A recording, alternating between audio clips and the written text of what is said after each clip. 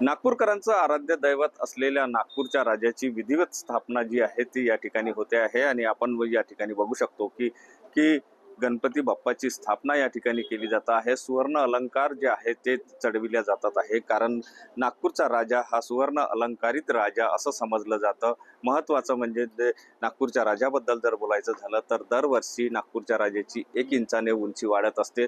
सुवर्ण अलंकारित असा हा राजाचा जे आभूषण आहे ते या ठिकाणी लावल्या जाते। आपण जर गणपती बाप्पाचा आशीर्वाद देणारा हात जर बघितला तर तो सुवर्णाने सजवलेला आहे। तर या ठिकाणी इतरही जर आपण बघितलं तर हिरे माणिक मोती सगळं काही बाप्पांच्या या आभूषणांमध्ये लागल्याचं चित्र आपल्याला या ठिकाणी पाहायला मिळते। महत्त्वाचं म्हणजे नागपूरचा राजा जो आहे तो नागपूरकरांचं आराध्य दैवत आहे आणि नागपूरच्या या राजाची आज विधिवत स्थापना झाल्यानंतर 10 दिवस भक्तांच्या ना आशीर्वाद देण्यासाठी राजा या ठिकाणी राहणार आहे। नागपूरच्या राजाबद्दल आपण जाणून घेण्याचा प्रयत्न करूया। सर, काय सांगाल राजाबद्दल? काय? जय गणेश। सर्वांचा लाडका गणपती आजपासून आपल्या आपल्या घरी सर्व बसवणार, सार्वजनिक बसवणार। सर्वांना माझ्यापासून शुभेच्छा। सर्वांनी देवाची पूजा करावी आणि पूजा विपरीत कुठल्याही मंडळामध्ये किंवा कुठेही दुसरं काही सोम करू नये। देव 10 दिवस आपल्या घरी आलेले आहेत, जेवढी होईल तेवढी सेवा करा।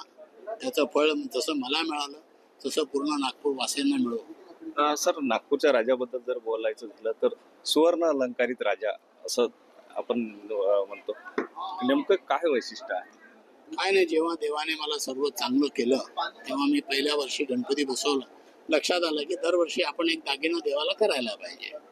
तर त्या हिशोबाने एक एक एक एक दागिना करता सर्वच देवाला दागिने झालेले आहेत। आता पुढे देवाची मर्जी, आता मूर्ती वाढत असली आहे, 1-1 इंच वाढवतो तर दागिने थोडे छोटे होत चालले, पण तशी 80% सेट तसंच करतो की देवावर एकदम सुखरूप दिसेल आणि व्यवस्थित। नागपूरकरांसाठी काय 10 दिवस या ठिकाणी राहणार आहे? काय नाही, नागपूरकरांनी यावं, दर्शन घ्यावं, देवाजवळ जे आपले त्रास असतील, जे आपली मन्नत असेल ते पूर्ण मागून घ्यावी। मी तर देवाजवळ एकच सांगतो, जसं तू मला सुखी ठेवलं तसं सर्वांनाही सुखी ठेव। कुठल्याही जातीचा असो, कुठल्याही धर्माचा असो, शेवटी माणूस आणि बाई ही 2च जात आहे माझ्या नजरेत।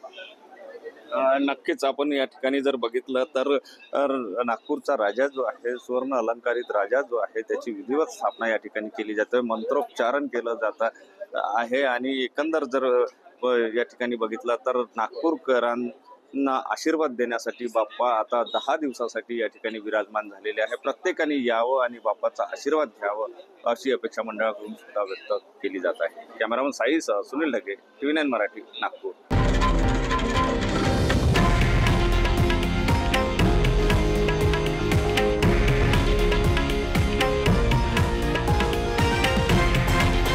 हे आहे देशातील नंबर 1 न्यूज नेटवर्क आणि आपण पाहत आहात TV9 मराठी, एकमेव।